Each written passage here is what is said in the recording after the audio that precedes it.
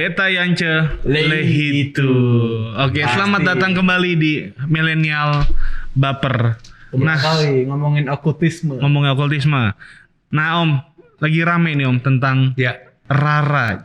Rara. Kirain rame karena demo. Bukan, Rara di Mandalika. Rara Mandalika. Iya. Nah itu kan kalau kita lihat Om bahwa Rara di Mandalika kan menjadi pawang hujan. Iya, Iya kan? betul. Nah dia itu kita lihat dipakai dan dipertontonkan di internasional Skala ya. dunia, Skala ya. dunia ya. Banyak ya. yang react. Banyak yang react dan segala rupanya. Ada yang pro, ada yang kontra. Ada yang pro, ada yang kontra. Gitu. Nah kalau menurut pandangan Om, karena kita tahu aku panggilnya Om biasanya. Ya. Kalau pandangan Om tentang hal ini bagaimana Om? Tentang pawang hujan dan lain segala. Iya. Ya, pertama-tama kita lihat cara kerjanya si pawang hujan ini. Rara ya. Waktu kita tonton itu kan dia membawa benda Benda ya. ada dibakar, ya. Ada yang dibakar. Dibakar. Nah, sebagai ukupan gitu ya. Terus ada yang dipukul-pukul kan. Iya, Dia iya. memanggil. Jadi kita lihat di dalam kepewaian dia sebagai pawang hujan itu dalamnya tuh ada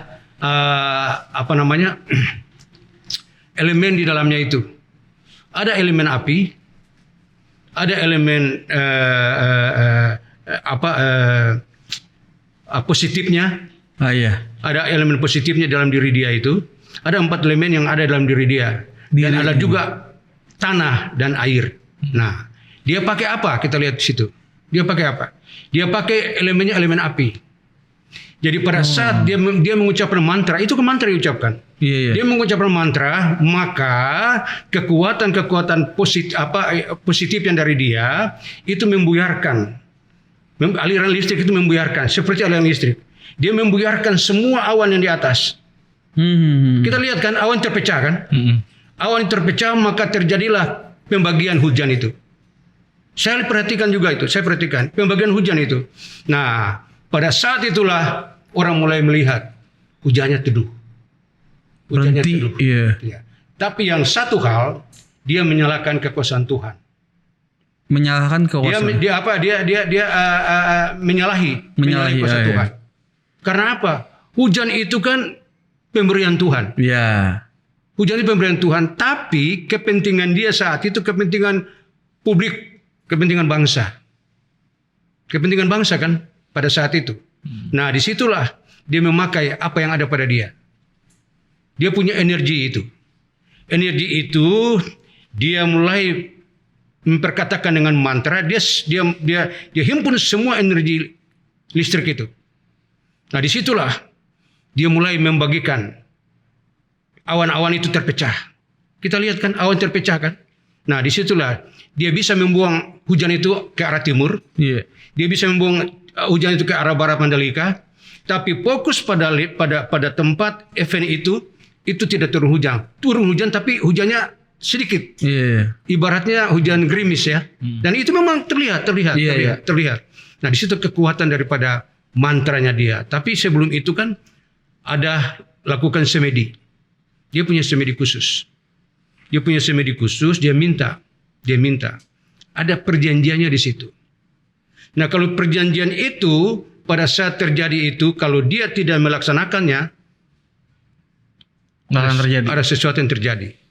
Oh, perjanjian semedi itu ya. Dalam semedi itu kan dia melakukan satu perjanjian dengan penguasa yang istilahnya gurunya itu. Iya. Gurunya itu pasti dia berjanji. Dia minta sesuatu kan. Ini dia minta supaya hujan itu turun. Hujan itu berhenti.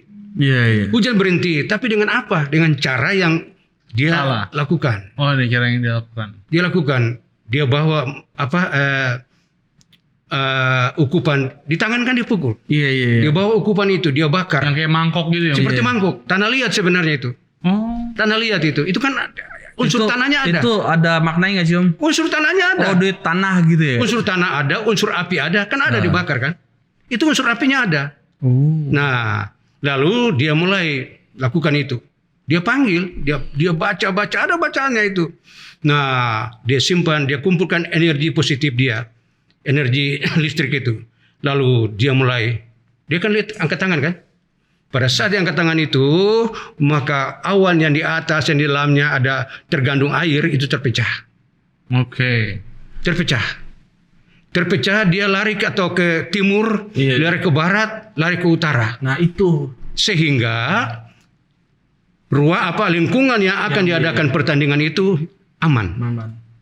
Disitulah manusia mulai membanggakan dia. Ya. Nah itu. Manusia membanggakan dia. Inti masalahnya sih sebetulnya apa yang dilakukan ternyata sampai MotoGP Internasional bilang it's work. Iya. Ya. Wah, Ya. beneran nyata nih. Iya, Jadi betul. inti masalahnya, wah berarti demonstrasi kuasa kegelapan Ya. nyata om gitu. Ya.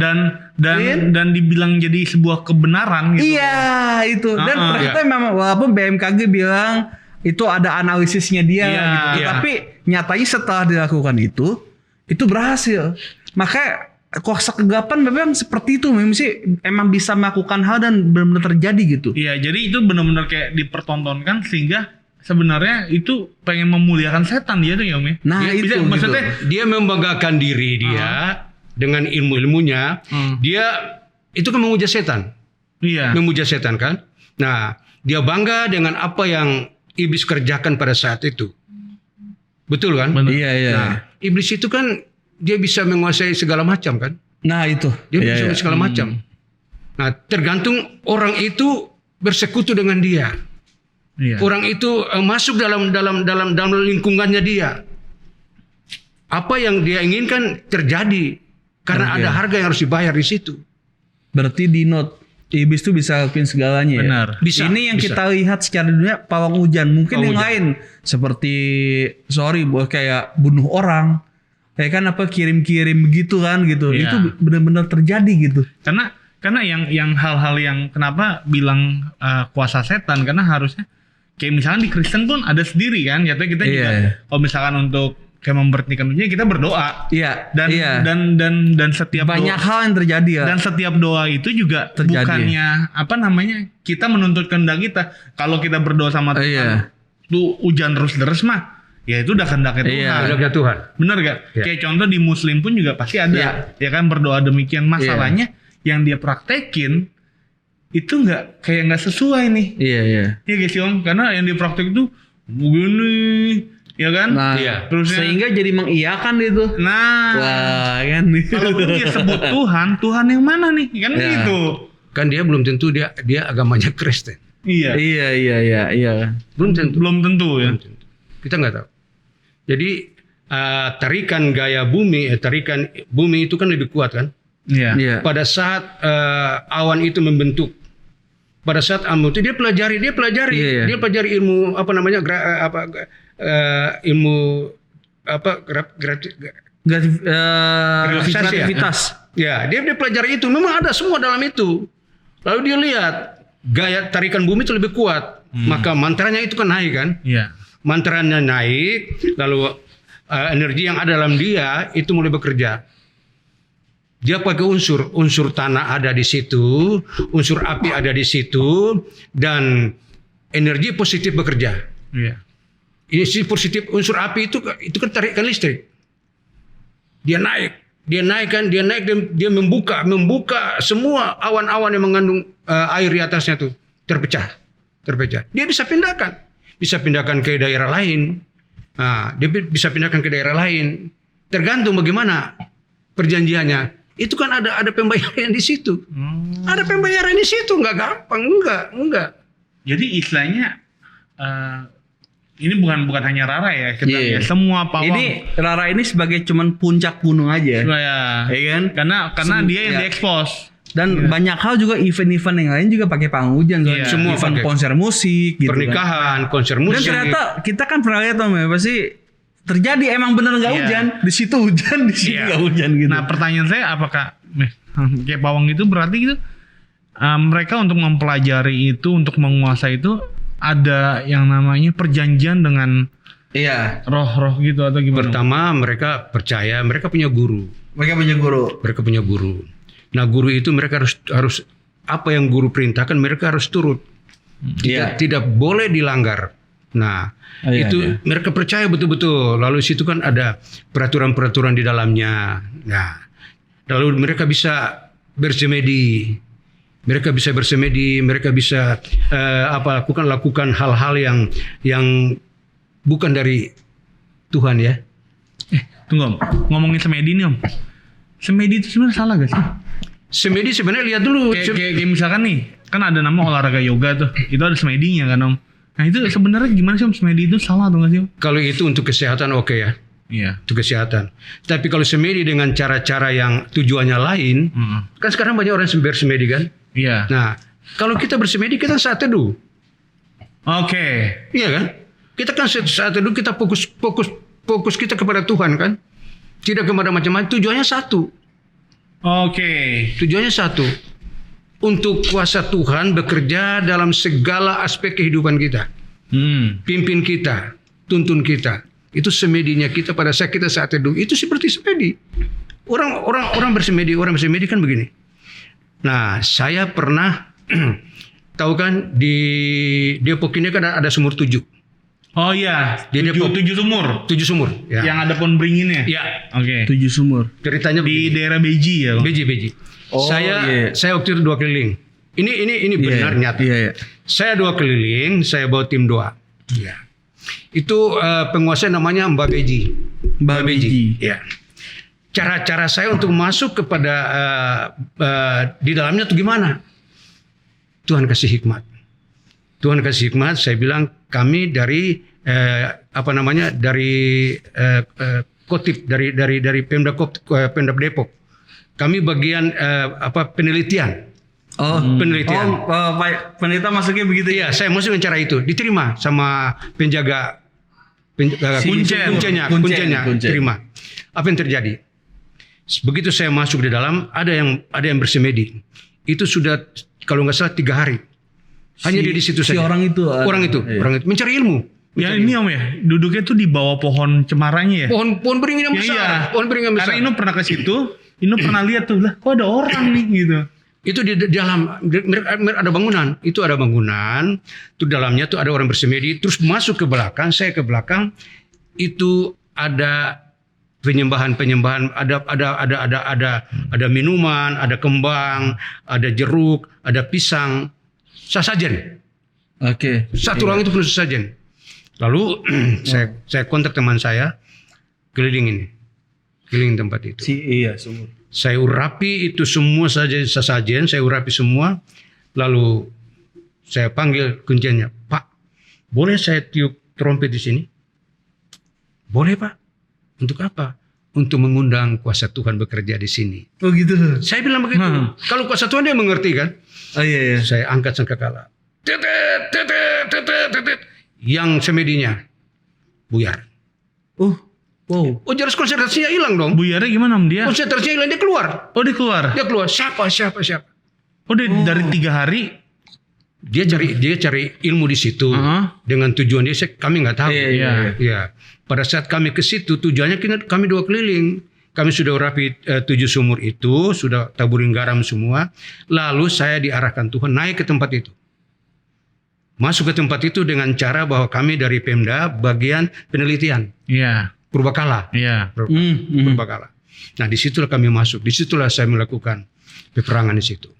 Sangkakala berbunyi. Saya bacakan firman. Setelah saya urapi itu sesajen semua, lalu saya tiup sangkakala. Dia langsung keluar. Dia bilang, saya nggak bisa konsentrasi. Disitulah kita lihat kuasa Tuhan bekerja. Iya. Pada saat sangkakala berbunyi, Allah turun. Allah benci apa yang mereka lakukan. Iya. Tapi mereka tidak menyadari itu. Iya. Lalu setelah itu selesai, mereka kuncen tanya saya, Bapak dari mana? Kan saya udah bilang tadi, kami dari Pemda. Kami dari Pemda dalam penelitian Purbakala. Kami selidiki. Nah, yang dahsyatnya 2 bulan kemudian, tiba-tiba tidak ada angin, tidak ada hujan, beringin itu rubuh. Pohonnya tumbang ya? Tumbang. Wow. Apa yang dilihat sama orang situ bilang? Ada sosok putih keluar dari dalam pohon itu. Pohon itu. Yang dibilang Mbah Beji. Mbah Beji. Dia bertakhta dalam itu. Makanya orang suka datang di pohon itu untuk meminta. Karena kita sudah perangi, kita sudah hancurkan. Waktu Tuhan ya yang bekerja. Wow. Dahsyat. Disitulah saya melihat, wow. Asal tujuan kita, fokus kita, niat kita itu benar. Iya, Iya. bukan buat Bukan untuk kesombongan, bukan kesombongan keangkuhan, kita. bukan untuk Kita pamer-pamer. merasa lebih Tidak, hebat gitu ya. tidak. Itu. Itu berarti nyata Itu. kuasa gelap tuh benar nyata banget Iya. ya Om ya. Itu luar biasa. Orang kalau mau jadi pemimpin di Kota Depok, mereka harus ke situ mandi. Oh gitu. Mandi. Oh. 7 sumur itu. Berarti dengan kata lain sebenarnya semedi itu oke kalau fokusnya benar. Iya. Ya kalau kita saat teduh kan Satu iya, fokusnya contoh kita pada di Tuhan. TDRP sampai berapa hari kayak Iya. kayak gembala kita 40 hari Iya. Iya. di Ungaran. Itu kan kalau Itu semedi kekristenan yang Iya, hanya masuk dalam hadirat Tuhan. Ya. Iya. Yang mencari hadirat Tuhan, mau merasakan tuntunan Tuhan, mendapatkan tuntunan. Tapi kalau semedi yang itu beda. Iya. Semedi datang untuk mendapatkan kekuatan dari kuasa kegelapan. Kuasa kegelapan. Makanya banyak ilmu yang mereka pelajari. Iya. Kelihatannya hebat Om, dia punya ilmu kayak Rara kemarin. Iya. Cuman pasti setiap ilmu itu pasti ada tumbalnya kan Om. Ada penangkalnya kok.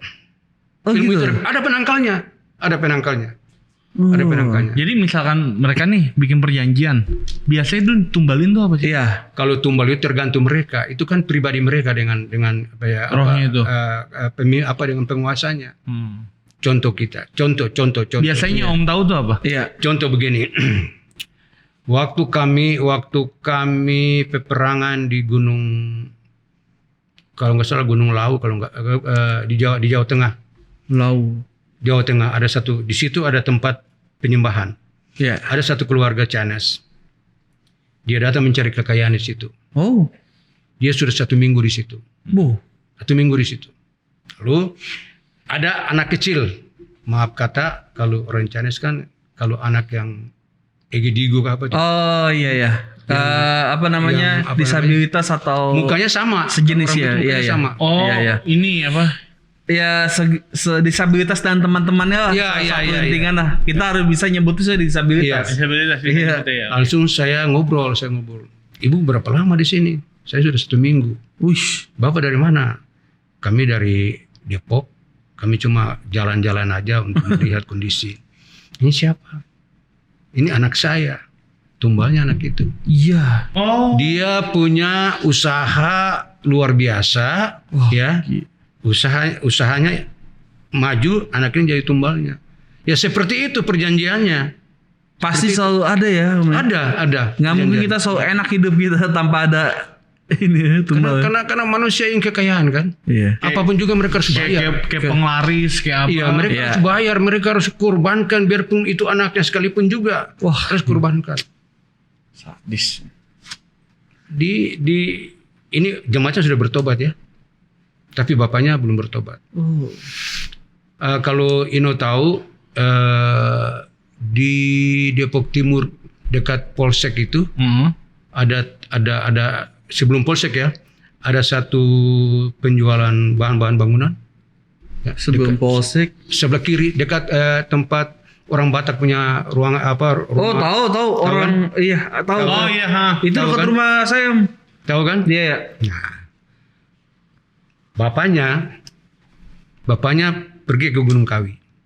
Oh. Dari mana saya tahu? Saya dipanggil oleh anaknya. Anaknya. Yang sekarang bergereja di sini. Oke. Wah. Oke. Jadi bapaknya itu pergi ke Gunung Kawi. Dia punya ada material, ada toko apa Bangunan. namanya jual-jual kursi-kursi ini, mebel. Nah, Kitchen set. ya semua. Iya. Jadi dia pingin supaya perusahaan usahanya tuh lebih berkembang. Oh iya Bang. Nah, dia ke Gunung Kawi. Apa yang dilakukan? Dia minta kekayaan anak-anaknya. Percaya nggak? Diminta kekayaan. Minta kekayaan anak-anaknya. Iblis kan bekerja. Iya. Ya. Banyak kan orang pergi ke Gunung Kawi kan minta itu kekayaan. Iya. Nah, tumbalnya apa? Anak-anak itu diambil kekayaannya. Kita semua sudah punya kekayaan, Tuhan kasih kekayaan kepada kita. Iya. Nah, sama papanya diambil, diminta lewat sana. Diambil itu kekayaan, lalu disuruh pilih. Di situ ada seperti kolam. Di situ ada ikan, cari ikan. Mau ikan yang mana? Ikan mas ada di situ. Di Gunung Kawi itu. Gunung Kawi itu ada. Tahu sekarang saya nggak tahu apa masih ada. Dulu pernah ada. Iya. Lalu dibawa pulanglah perjanjian itu dibawa pulang. Lalu dibawalah kantung merah. Kantung merah itu isinya itu ada perjanjian itu. Ya. Ada dia punya anak laki-laki 3. Isi 3 kantung itu. Itu anak-anak mau usaha sulit. Sulit. Karena kekayaan lo diambil oleh iblis. Dibawa ke bapaknya. Bapaknya berkembang. Tapi bapak itu menikah lagi. Wow. Menikah lagi. Nah, menikah lagi, istri yang pertama tuh dengan anak-anaknya tuh ya sehelo aja. Saya datang. Saya masuk, saya dengar dulu. Saya mau pengen tahu cerita dulu. Iya. Seperti tadi itu. Oh, saya bilang begitu. Nah, saya bilang, bawa om ke dalam. Saya begitu masuk di toko itu saya kaget. Ini apa? Itu om yang dibawa dari Gunung Kawi. Oh. Apa itu? Kantong itu Kantong tadi. yang merah itu. Kantong yang merah tadi. Nah, saya bilang turunin. Bapaknya kan nggak ada. Iya. Turunin. Di dalam itu ada meja abu. Meja abu. Saya bilang bakar. Iya. Bakar. Ini bapakmu sudah ambil kekayaanmu yang Tuhan berikan kepada kamu untuk kamu berusaha. Bapaknya ambil untuk kekayaan bapaknya supaya usaha itu lebih berkembang. Dengan perjanjian tertentu. Nah, setelah itu anak-anak mau usaha. Nggak bisa. Gagal. Sebelumnya mereka nggak tahu om itu. Memang nggak tahu. Mereka dibawa perintah bapaknya. Bapaknya apa harus ikut saja. Nah ini ceritanya kalau tentang apa tadi dibilang dengan apa namanya perjanjian itu. Setelah itu saya doa, saya bersihkan semuanya. Saya lepaskan sangkakala di situ. Saya lepaskan minyak pengharapan. Seminggu kemudian mulai auranya terbuka. Auranya terbuka. Dan saya doakan anak-anak itu. Saya urapi anak-anak itu. Saya bilang Tuhan kembalikan kekayaan mereka. Kau dengar iblis, engkau tidak bisa mengambil kekayaan yang sudah diberikan Tuhan kepada anak-anak Tuhan. Kembalikan. Kembalikan dalam nama Yesus, kembalikan.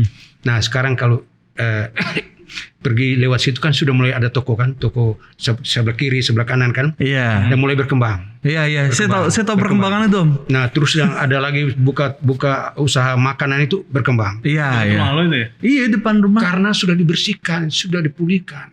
Nah, bapaknya sakit. Itulah perjanjiannya yang tidak di. Jadi pas sudah dibersihkan, kuasa Tuhan masuk. Aurat. Dia yang nanggung diri. Iya. Jadi memang itu bekerjanya iblis luar biasa. Jadi iblis itu memang kuasanya itu memang pasti ada om. Ada. Jadi ibaratnya kalau saya mau ilustrasikan nih, iblis ini dia punya penyedia nih, punya sumber. Oh iya. Nah, kitanya aja emang orangnya yang apa ya, mau kayak instan ya kan. Nggak mau ikuti prosesnya. Nggak mau ikut prosesnya, ya datang ke dia. Iblis kasih, pasti kasih kan. Tetapi ada ininya dong. Iblis kan nggak mau kasih gratis ya kan. Harus ada timbal baliknya. Berarti ya kitanya aja mau kerja sama dia kan gitu. Jadi memang iblis itu ya memang dia pencuri, ya kan? Iya benar. Dia pembunuh, dia pembinasa, dia mengambil damai sejahtera umat Tuhan. Habis. Kepada siapa? Kepada orang yang memberi diri untuk dipimpin, dikuasai oleh dia. Nah, Om, seru nih Om. Kalau menurut Om, apa namanya? Ciri-ciri kayak rumah makan, kayak tempat usaha yang pakai kuasa gelap itu gimana? Ada nggak sih Om? Saya punya satu contoh ya, Jay. Boleh. Contoh nyata ya. Pasar tahu? Ada bakso sebelah kanan. Iya. Laris banget itu. Pegawainya semua pakai baju seragam semua. Tahu. Sekarang tutup kan, nggak ada lagi kan sekarang. Nah, saya beli buah di situ, ramai sekali. Wih, ini nggak beres ini. Insting saya gitu, ini nggak beres. Nggak beres. Orang yang makan di situ enak, tapi pada saat dia bawa pulang udah nggak enak. Oh iya. Tahu nggak? Ada monyet yang selalu ada di situ untuk membuat orang-orang itu seperti apa, kerinduannya hanya ke situ aja. Oh. Ada monyet. Saya lihat itu. Iya. Saya bilang, wow, dia pakai sesajennya ini, dia pakai sesajennya ini. Maka tiap 2 minggu sekali dia pulang ke Cirebon. Wow. Dibawalah tempat mangkok itu, yang seduh-seduh itu, Iya. dibawa ke sana, diisi memang pulang. Ada monyet yang di situ. Selalu, setiap seperti Ino bilang tadi, setiap di luar orang Kristen ya, Iya. tapi tergantung orang Kristen bagaimana. Iya. Itu pasti pakai ilmu penglaris, ilmu sesajen. Nah, kita lihat auranya dalam rumah makan atau toko itu, kita lihat auranya aja. Iya. Kita bisa ngerasain lah ya kalau Auranya kita di dalam merasakan. Tuhan ya. Atau kalau dibawa pulang makanannya nggak enak. Makanya gitu. nggak enak. Itu banyak tuh gitu. Gak enak. Akhirnya sekarang itu bakso itu langsung udah nggak seperti dulu. Oke. Sekarang udah nggak seperti dulu. Itu bener gak sih mungkin kalau di TV-TV tuh misalkan misalkan kayak tempat bakso atau apa tempat makan nih, kalau misalkan lagi ada penglarisnya, ada kuasa gelapnya itu setannya tuh kadang-kadang kayak nyurulin lidah ke tempat itu. Itu kadang-kadang air liurnya monyet itu masuk ke situ. Oh gitu. Air liurnya Iya. monyet masuk ke tempat kuah bakso itu. Dia lagi proses tuh ya. Jadi semua rasanya nikmat. Orang tuh enak jadi ya. Pada saat makan di situ loh. Tapi kalau pada saat dia bawa pulang, apa rasanya udah nggak enak. Kalau orang yang di dalam Tuhan rasanya tetap enak dong makan itu. Beda. Beda ya. Saya sendiri nggak mau masuk ke situ. Iya. Karena saya udah pirasatnya sudah. Iya. Nah nih Om, kalau misalkan nih kita kan nggak tahu atau bagaimana nih, kita sebagai orang percaya dan ujung-ujungnya makan di situ, ada efeknya gak Om? Apanya? Ada efeknya gak? Kalau dia makan sebelum doa, Nah, iya. Oh enggak, kalau makannya pasti doa. Iya. pasti doa. Doa kuduskan makanan ini gitu. Oke. Orang Kristen ya, bicara orang Kristen masuk tempat gituan kan. Iya. Misalnya dia nggak tahu nih, Dia nggak tahu, kita nggak tahu nih, nggak tahu. Nah, hubungan dia pertama dengan Tuhan gimana? Nah, Pertama kan, hubungan dia dengan Tuhan. Iya. Terus dia itu setia, ya, Iya. tidak macam-macam lah. Dia masuk bawa keluarganya kan, iya. ya. Pasti dari rumah dia udah berdoa kan, mereka mau pingin makan. Iya. Kalau hubungan dia dengan Tuhan oke, setia, taat kepada Tuhan, tidak melakukan macam-macam, nah dia masuk sama keluarga. Enjoy aja. Tidak ada efek-efek yang merasakan apa daripada efek itu nggak ada. Karena apa? Di dalam diri kita itu, keluarga itu ada Roh Kudus. Iya. Dan lebih besar kuasanya. Dan kuasa lebih besar. Nah kita ini hidup dekat dengan Tuhan. Terang itu ada pada kita. Iya. Maka efek daripada ilmu-ilmu itu tidak mampu. Iya. Seperti orang santet. Orang santet. Oh iya nih, kita sekarang ngomongin tentang kesurupan dan santet sekarang dong. Orang Kristen yang sungguh-sungguh tidak main perempuan ya, tidak najis ya. Tidak macam-macam. Pokoknya hidupnya setia taat dengan Tuhan. Terus hatinya bersukacita senantiasa. Iya. Hatinya bersukacita senantiasa. Santetnya kiriman jarak apapun juga tidak pernah kenal dia. Kenapa Oke. harus bersukacita tuh? Karena memang ada Roh Kudus yang di dalam dia, membuat dia bersukacita. Dia dekat dengan Tuhan, membaca firman Tuhan. Dia tidak menyeleweng, dia tidak macam-macam. Itu santet bentuk apapun juga tidak pernah. Berarti kalau orang Kristen kena surupan atau kena santet, Orang Kristennya pelit skakar. Confirm nih.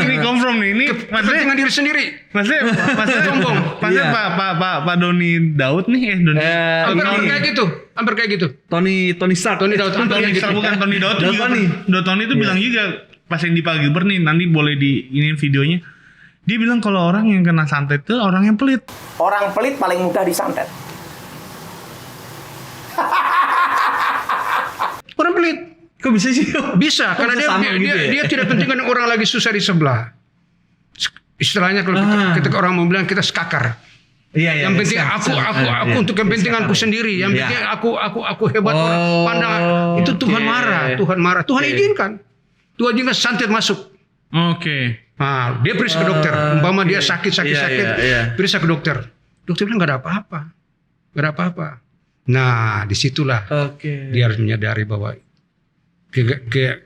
keterbukaan, kesombongan, keangkuhan dia itu, kepelitan dia itu yang membuat Tuhan marah. Jadi Oke. nggak boleh pelit. Tahu pelit. Memang Ya. Tuhan ajar kita nggak boleh pelit kok. Saya mau sedekah habis ini ya. Ntar. Bertus jadi makan apa? Udah pada makan belum nih? Kru. Saya nggak mau pelit nih. Kita berarti nggak berpelit Om ya. Betul. Nggak, karena kan juga di dalam kekristenan kita juga diajari sebenarnya selain hidup untuk Kristus juga hidup untuk sesama. Kasih, Iya, mengasihi Allah, Hukum mengasihi kasih sama. itu kan kita harus lakukan. Kesimpulan Alkitab. Iya. Jadi pada intinya Tuhan mengajari kita kasih. Tuhan Yesus datang kan bukan untuk orang kaya, bukan kan? Iya. Dia datang bukan untuk orang yang sehat, bukan. Iya. Dia datang untuk orang miskin, orang hina, orang papa, orang yang menderita. Dia datang untuk itu. Nah, dia ajarkan itu buat kita. Nah, kita lakukan bagian kita. Iya. Nah, bagian dia yang dia lakukan. Makanya santet itu tidak pernah mengenal orang-orang yang dekat dengan Tuhan, orang yang takut akan Tuhan, orang yang tidak najis, orang yang hidupnya kudus. Iya. Itu Berarti orang Kristen masih bisa kena santet. masih bisa. Banyak Orang yang kena Kristen santet. yang hidup di dalam Tuhan, yang hidup bagi Iya. kekudusan, itu nggak mungkin Om ya kena santet ya. Enggak. Hampir nggak mungkin kena Ya santet. kita lihat gembala kita aja berapa Iya. kali kan kejadian Coba kayak gembala kita. Om Yancu kan berkali-kali. Kalau Pak Yonggi tuh santet yang dikirim tuh pecah di atas ya, Om? Pernah dia seperti pasir. Iya. Itu Bill juga masih ngerasa waktu dia masih single.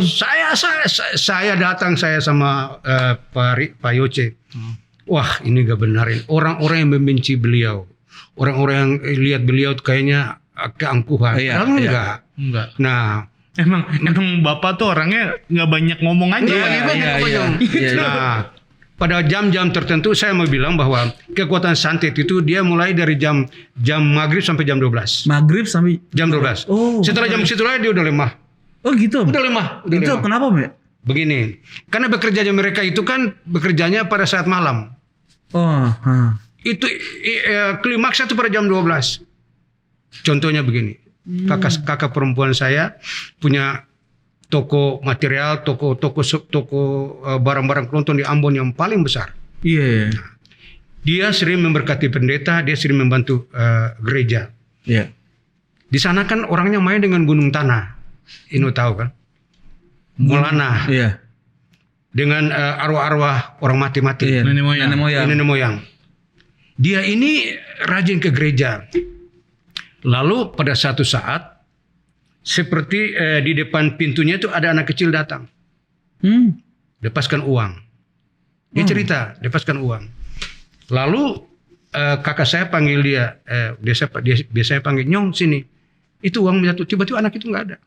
Kirimannya, itu kiriman untuk menghancurkan usaha kakak saya. Usaha, iya. Ya.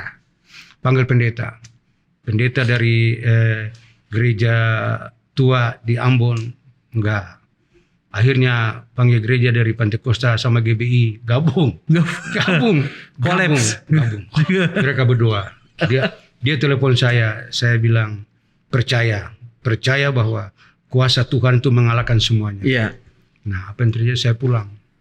Saya pulang, saya bilang, wow, dahsyat kirimannya tuh. Jam 11 menjelang 12 kejang begini nih. Kejang begini. Diserang tuh. Kejang begini. Suami sama anak pegang. Kejang begini. Itu maaf kata pipis nggak tahu. Semua nggak tahu. Basah. Wow, saya bilang dahsyat. Mana orang-orang itu yang suka nyakitin kamu? Saya bongkar semua. Ini roh orang mati. Roh orang mati. Roh gunung tanah. Roh daripada kekuatan-kekuatan Molana. Tahu kan Molana kan? Pulau kecil yang di Maluku. Yang penuh dengan misteri. Molana. Itu kalau kita ke pulau itu, kita ambil kulit kerang yang bagus tanpa kita permisi, lalu kita mau berangkat, kita nggak bisa sampai. Tetapnya di situ. Ditahan. Nah, harus minta izin dulu. Harus minta izin penguasa di situ. Iya. Nah, kami anak cucu pingin ambil kerang ini untuk bawa pulang sebagai oleh-oleh. Nah, kalau kita ngomong baru dia seperti diizinkan begitu. Tapi kalau enggak, tetap aja motor atau Johnson itu tetap aja macet di situ, nggak bisa jalan-jalan. Nah, disitulah saya mulai doa. Saya doa, saya bilang, tidak ada kuasa Tuhan, tidak ada kuasa lain seperti kuasa Tuhan. Iya. Hari ini juga kekuatan-kekuatan dari gunung tanah, kekuatan-kekuatan dari roh orang-orang mati, kekuatan-kekuatan dari mantra-mantra, segala serangan-serangan iblis pada jam 11 menjelang 12, saya ikat. Saya bakar, saya hancurkan kuasanya dalam nama Yesus, dalam nama Yesus. Tiba-tiba kakak saya berteriak, wah, manifestnya keluar. Waktu saya pulang, saya bilang, kamu harus kuat dengan doa. Iya. Harus kuat dengan doa. Tidak ada lain. Kita punya Tuhan yang berkuasa. Iya. Saya saksikan sendiri itu. Wow. Sangkakala, saya bawa sangkakala kecil. Saya tiup sangkakala berkali-kali. Seperti telinga itu dipekik itu. Wow. Kalau Om ngerasainnya waktu itu gimana? Kerasain? Saya rasanya itu semua tuh Kayak ada serangan di Om juga. saya gitu? panas. Saya panas. Saya bilang, ini belakang saya seperti ada yang gandul gitu. Oh, saya bilang tidak bisa. Di dalam diri saya ada roh Tuhan yang lebih besar. Yeah. Engkau sudah di bawah telapak kaki saya. Saya katakan begitu. Kira-kira 3 menit buyar semua. Jadi memang tergantung kitanya. Iya. Kalau kita kan berhubungan di alam roh, peperangan rohani itu tergantung kitanya. Iya. Kalau kita main-main, habis kita. Benar-benar. Kita tahu kita ini tidak macam-macam. Yes. Kita tahu kita punya tujuan hanya cuma memuliakan Tuhan. Yes. Dan memberkati orang-orang. Itu saya lakukan itu. Jadi kalau santet itu tergantung. Orang Kristen tuh banyak yang kena santet. Banyak. Iya. Karena apa? Hidupnya kan kita tahu sendiri. Hidupnya untuk kepentingan hidup sendiri, sombong angkuh. Iya. Ya kan? Terus main perempuan, berzina. Itu yang iblis paling senang. Teman iblis kan itu. Iya. Itu. Yang najis. Kirim kena. Yang bercela. Kirim kena. Orang yang berselingkuh, orang kalau tidak bertobat jadi. Nah, mungkin ini terakhir nih ya. Om sendiri nih, Om sudah melayani bidang ini okultisme dan lain-lain itu udah puluhan tahun kalau Om ya. Iya, saya udah. Om sering banget gak sih? Om nih ibaratnya nih sering ngusir setan ya. Di mana-mana kayak setan pasti kan benci banget sama Om nih kayak gitu. Iya kan? Kayak gitu. Oh, Pak Yanjo, aduh gitu kan. Orang kalau di GB Kamboja tuh sebenarnya kalau ini apa? Oh, Ghostbuster-nya aja. Ghostbuster-nya aja. Mengusir setannya aja, Iya. Pak Yanjo langsung. Bener. Om, pasti Om sering ngalamin serang-serangan juga pasti Om. Jadi begini, saya mau kasih tentang penghujan dulu. Iya. Waktu kami melayani KKR di Wonosobo kalau nggak salah waktu itu, itu bikin seperti tenda besar. Oh iya. Ada 2 dukun di situ. Saya dengan tim Sangkakala Sopar. Ada Yoce almarhum. Di atas ini sudah hitam. Wah, gelap. Iya. Si dukun minta hujan supaya KKR-nya nggak jadi. Iya. Saya panggil Yoce. Ayo kita berdoa. Tim doa kita berdoa. Sangkakala kita disilang begini. Iya. Di dalam nama Tuhan Yesus, Engkau jadikan hitam gelap menjadi tiang awan Tuhan. Wow. Engkau jadikan menjadi tiang awan Tuhan. Segala kekuatan daripada dukun yang coba-coba untuk membatalkan KKR ini, kami hancurkan dalam nama Tuhan Yesus. Sangkakala 7 kali berbunyi. Pada saat sangkakala 7 kali berbunyi, awan tetap ada tapi tidak pernah hujan. Wow. Akhirnya apa? Dukun itu bertobat. Datang ke KKR, dia bertobat. Bertobat. Dia masuk, dia bertobat. Gempar. Lalu pas selesai KKR semua, kita pulang. Sudah pulang ke rumah, baru hujannya tuh. Wow. Saya bersyukur Tuhan. Wow. Engkau nyata kuasamu Tuhan. Yes. Itu. Dan 1 jiwa diselamatkan. Itu. Kalau yang di Kebumen gimana dong? Kalau kebumen Ini dulu. kita pertengahan lagi KKR. Ini Hujannya deras. pas Paniko sedang apa namanya Khotbah. impartasi. Impartasi. Iya. Itu kan akhirnya bubar dong. Nggak bubar, malah stay, banyak yang stay. Banyak kan stay, banyak yang stay. Karena mereka Kita mengalami doain tuh waktu itu. Karena mereka mengalami lawatan Allah. Iya. Ada hujan berkat. Iya. Ada bermacam-macam hujan. Itu hujan kiriman tuh bukan tuh yang di Kebumen itu. Kalau di Kebumen itu alam yang bekerja. Iya. Situasi alam. Ya kita mengucap syukur aja. Kita lihat orang tuh tetap bertahan di sini. Orang seperti seperti waktu kami KKR di Kupang naik ke atas apa namanya? Soe. Itu hujannya hujan tengah hari, tengah matahari terbit, tapi hujannya Hujan. gerimis. Tetap aja manusia tidak mau berpindah. Manusia Iya. tidak mau mundur. Kami semua nggak mau mundur. Disitulah kita lihat kuasa Allah bekerja. Wow. Hujan berkat, hujan pertobatan. Iya. Banyak yang bertobat. Iya. Jadi dengan cara hujan itu Allah bekerja. Iya. Beda dengan kami waktu itu. Dukun mau supaya KKR itu tuh gagal. Tapi kita minta kuasa Tuhan bekerja. Sangkakala Allah berbunyi 7 kali. Lalu kita minta Tuhan, engkau ubahkan menjadi tiang awan Tuhan. Ternyata jawaban kita Tuhan dengar. Tuhan dengar dan Tuhan menjawab. Sampai selesai KKR baru hujan turun. Itu luar biasa. Oke. Luar biasa. Luar biasa. Nah, kalau Om untuk ngatasin sendiri gimana nih? Kan kata tadi yang Nando bilang bahwa pasti banyak serangan ke Om kan ya. Iya. Gitu. Dan satu lagi Om yang pengen tahu nih Om. Kalau kita nih sebagai orang percaya nih, kalau kita masuk ke sebuah daerah nih, pasti kan suka disuguhin apa. Nah, itu respon kita tuh harus gimana? Gitu.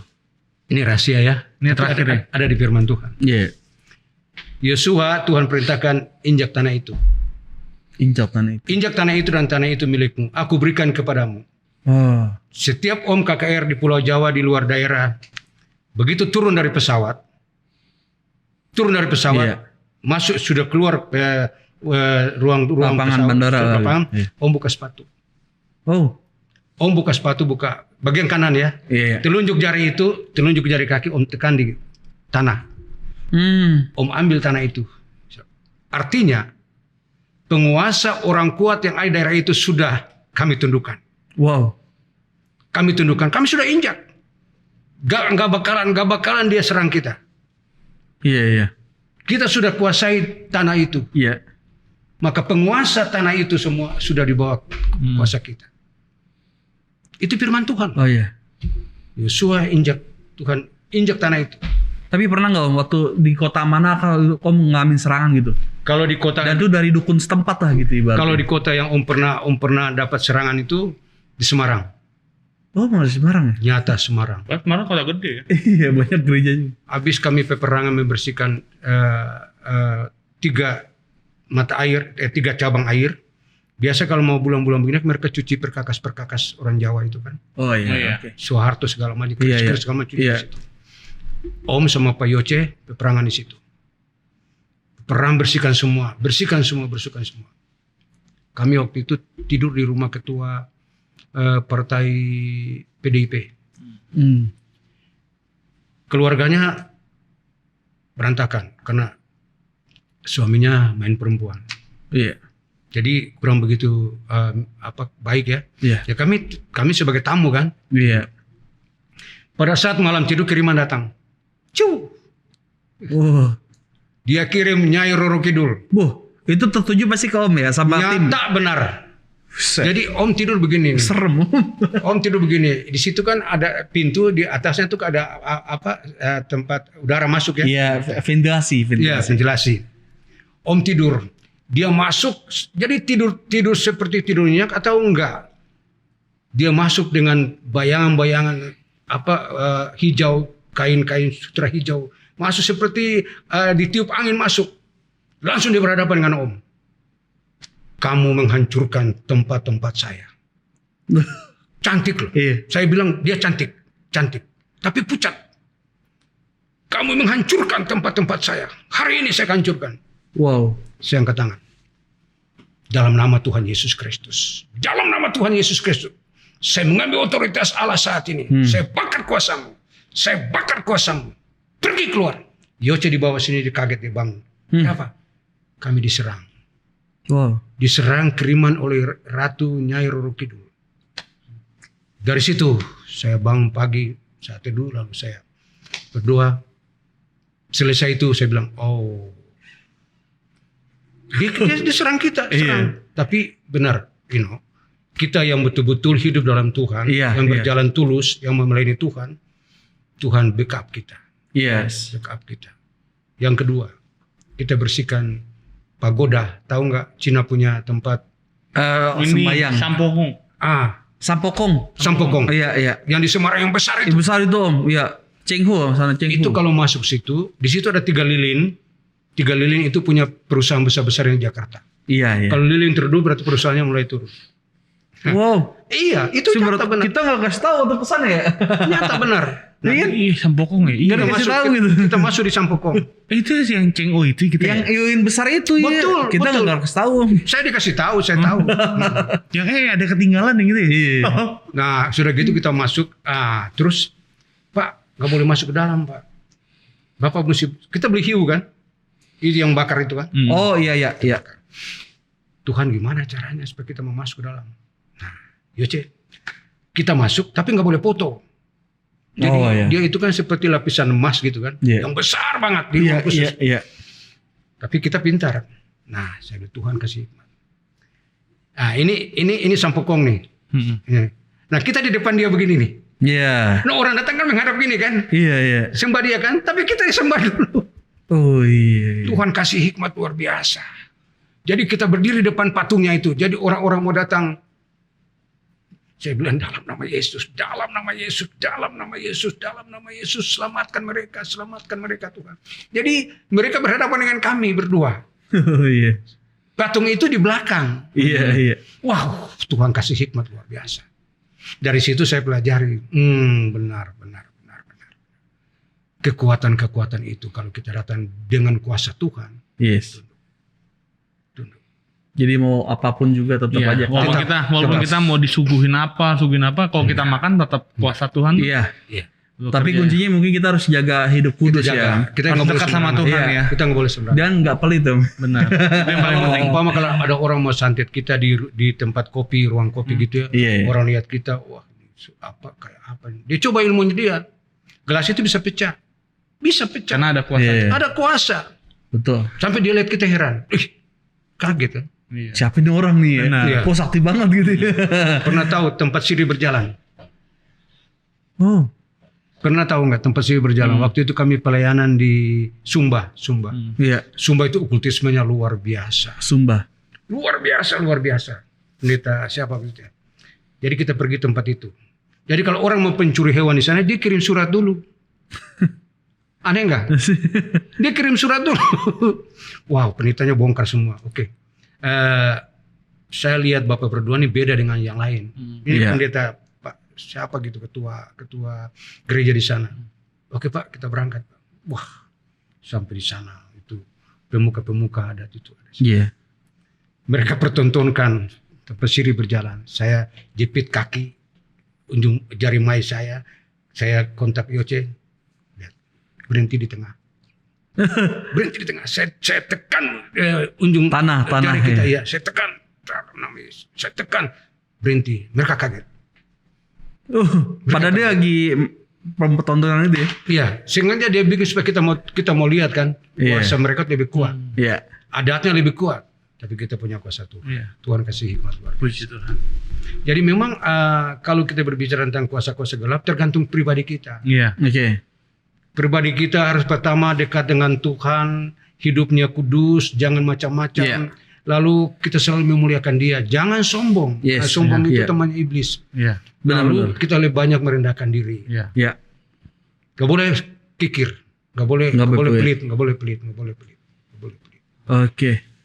Karena sebelum saya kesini ini kan beberapa waktu kan Ino udah kasih tahu kan, Om itu pernah kena isoman kan 1 minggu, Iya. udah selesai. Serangnya kan tenggorokan, Iya. wow, makan susah, minum susah, perih. Oh, karena saya pendoa, jadi dia serang tenggorokannya sakit.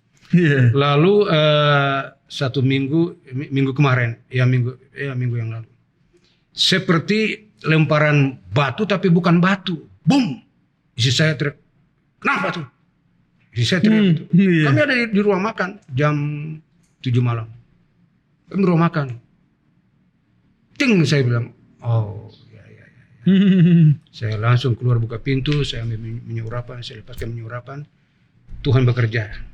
Tuhan bekerja di tempat ini. Ini rumah pemberian bagi kami anak-anak di dalamnya Tuhan. Selesai. 2 hari kemudian ular segini nih, ular kuning, panjang segini. Di pintu semua tertutup, tidak ada lubang. Tiba-tiba ular itu ada di depan kamar saya, yang tempat kita berdoa. Saya panggil anak saya. Bawa pada takut. Bapak pergi kemana? Bapak kemana? Bapak pergi dua di mana? Tapi saya udah tahu. Iya. Saya ambil minyak urapan. Siapa yang kirim kamu ke sini hari ini juga, saya hancurkan, saya bakar kamu dengan api Roh Kudus. Hari ini saya katakan engkau tidak berkuasa atas rumah kami, atas keluarga saya. Hari ini saya bakar, saya matikan kuasamu. Saya suruh anak saya ambil golok, potong 3, tes. Itu tanda bahwa dia mencoba kita. Iya. Tapi saya punya Tuhan. Yes. Tuhan Yesus luar biasa. Tuhan Yesus luar biasa. Jadi setiap hal-hal yang berhubungan dengan okultisme pasti ada. Iya. Pasti ada. Apalagi Pak Om Yancen yang Pasti berhubungan sama hal itu. Cuma saya biasa-biasa aja, nggak pernah penonjolan. Iya. Pas mulai saya kaget 3 pengusaha dari Semarang. Dia minta pengusaha tambang. Yang 1 dari Semarang, 2. Pak Pendeta, saya ingin kenal Pak Pendeta. Tahu nomor saya dari siapa? Saya nonton YouTube Bapak. Iya. Dia minta doakan saya, doakan dia punya usaha. Dia minta izin-izinnya Tuhan bekerja. Oke, Bapak percaya, Bapak bertobat sungguh-sungguh, Tuhan akan bekerja. Yes. Kuncinya ada pertobatan. Pertobatan. Jadi nggak cuma hanya ingin ini ya. Dia minta terima kasih banyak Pak Pendeta. Nah, hari Minggu saya kirim firman buat dia. Yes. Kasih firman buat dia. Jadi semua berjalan sesuai dengan kehendak Tuhan, bukan kehendak kita. Yes. Kehendak kita. Jadi memang bicara soal pawang hujan, bicara soal okultisme, kuasa kegelapan, tergantung kita. Ya. Kuasa kegelapan pasti ada Om ya. Pasti ada. Dia berbentuk kelihatan lah gitu ya. Pasti ada. Orang pertama juga Adam dan Hawa jatuh kan karena betul. itu. Tapi yang penting intinya jangan kikir, tetap di dalam Tuhan. Jangan kikir hidup dalam Tuhan, jangan berzina, jangan hidup benar, macam-macam lah. Benar. Oke, thank you banyak Om Yancen sudah ada. Terima kasih, Tuhan berkati. Semoga berkati. Biar dengan apa yang kita kerjakan sore hari ini banyak orang yang datang kepada Tuhan. Amin. Dan orang hidup sungguh-sungguh dengan Tuhan. Oke, terima kasih Tuhan berkati teman-teman sama-sama. sudah nonton video ini. Bagi teman-teman yang suka akan video ini, boleh di-subscribe, boleh di-like, boleh di-share, dan di komen, kasih saran atau apapun. Dan jangan lupa nonton video-video kita berikutnya. Tetap di dalam Milenial Bapak. Tuhan Yesus. Haleluya. See you guys.